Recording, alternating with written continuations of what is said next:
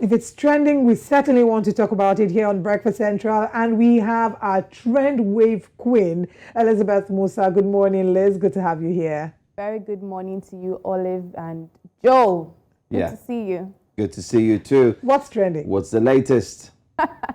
Okay, this story will interest you a lot. Now, a Canada-based Nigerian lady has taken to social media to advise Nigerian women who intend to relocate abroad to abort mission. Now, she has emphasized the scarcity of husbands in Canada specifically. Now, this lady, who is identified simply as Onyechi on TikTok, affirmed that it is almost impossible to find a husband abroad. She has particularly advised that any interested woman who desires to move from Nigeria out overseas should find herself a man to marry and bring him along before thinking of coming over. Here's the video. No husband here abroad. If you have someone you want to get married to and you're planning on coming to Canada, marry that person and bring the person here. Because you are thinking you will find him here.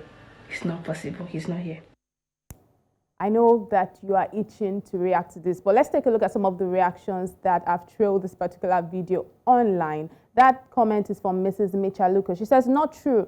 Don't focus on marrying a Nigerian guy only. There are other good African guys and whites who would come for you. Pray hard, be open-minded, and don't be too picky. We'll take a look at some other comments on this story. That comment is from Bag Boy Alfred. Bag Boy Alfred says, LOL, una go think say na over sabi till you travel, you go see say these people no really value marriage. Then una eye go clear that we Nigerians are actually the most cultured people. We'll take a look at more comments trailing this story very quickly. That one is from Bay UK _ Edu Consult. It says, your problem is that you guys go abroad and bank on the normal norm in Nigeria that a man must come and toast you. That is, ask you out. That's why you all stay single. As a man, no ask you out, ask man out. It's a normal thing abroad. Now, those are advices coming from people on the social media space. And I'm saying, is this a female thing? What are the male folks saying as well? I'm going to ask you this question, Joe. Like, what are the people in your circle saying? But I'll come to you very quickly. But let's move on to Ghana, where the recently laid off Twitter staff in Africa's headquarters of Ghana are accusing Twitter of, quote, deliberately and recklessly flouting the laws of Ghana and also trying to silence and intimidate them after being fired. Now, this team has hired a lawyer and sent a letter to the company demanding that it complies with Ghanaian labor laws and provides them with additional severance pay and other relevant benefits. This is in line with what other Twitter employees laid off in Europe and other parts of the world will receive. Now, the demands are three. They are demanding for this. They are demanding for 3 months gross salary as severance pay, repatriation expenses for non-Ghanaian staff, vesting of stock options provided in their contract, and other benefits such as healthcare continuation that were also offered to other staff worldwide. According to their attorney, Carla Olympio, the sudden termination of almost the whole team violated Ghanaian employment law because it is considered a, quote, redundancy, which requires 3-month notice to authorities and a negotiation on redundancy pay. We'll take a look at some of the reactions that have trailed this story on social media. That one's from Bamidele. Bamidele says, are you making the same money American employees are making? If yes, you guys deserve same treatment. More reactions on this story. That comment is from Sika IB. Sika says, someone said Elon and Portable are in the same WhatsApp group. That's a tongue-in-cheek comment from that person. That one is from Osbo Bright. Osbo says, our labor laws know they work, I beg. And that's a Ghanaian, of course, commenting on this story. And that comment also is from Proxima. Proxima says, Twitter should be banned from West Africa after election. Says, ooh. Now, that's how people are reacting on this particular story on social media. I want to hear from you, Joe and Olive. First of all, the first story the one we watched. Anything? I concur with her. I've had a few friends, cousins who have come down to Nigeria to get married and they've gone back with their husband. Joe, but I think the aspect Liz is asking you is that the same thing for the men? Yes, that's what I want to. Yes, I stand to be corrected on this show. If you're a man, you're in Canada, or your brother is there, or outside hit me the up, country, tell us the truth. It's true. So the thing is, a lot of people who have moved to Canada, a few people in my circles who have come back to get married here, and they've gone back. They've taken their spouses back is because they say when you're over there, marriage is not you. It's hard. People are not looking to really get married. They're looking to survive, especially those who have, in quotes, jackpot or have immigrated to Canada. They just want to settle down and try to get a life. So they're not marrying for love, they're marrying for survival? Yeah, they just want to, so if what they're trying to say, if you're looking for true love, come back home, get that true love, take it back. Because everyone over there is just focused on how can I survive? Yeah, am I really trying to fall in love and get married? Nah. And again, men are scarce, so you can't really find that. So I want to ask a question. Is it about finding Nigerian men? Because I'm sure there are other people of other nationalities in those countries. Can't they look at people from other nationalities? Well, let me just say this. I tried to get some of my to finish so I can share my Okay, Olive, go on. Olive, go on first. First of all, I do not think that scarcity is particular to any gender. Men, women, at some point, I find that our generation maybe might be finding it harder to connect. One, two, because of all the negative news that's trailing social media as regards marriages falling out. So people are less enthused, less excited to get married than they would than they would have been in our parents' time. So I don't think it's particularly men are scarce. The same way good men are scarce, good women are scarce too. There's a scarcity of good people both ways. That being said, I was having a conversation with a friend yesterday, a friend in America. We're talking about this. So it's not always very easy for people abroad because in Canada, for example, it's very large, it's very big. Lonely.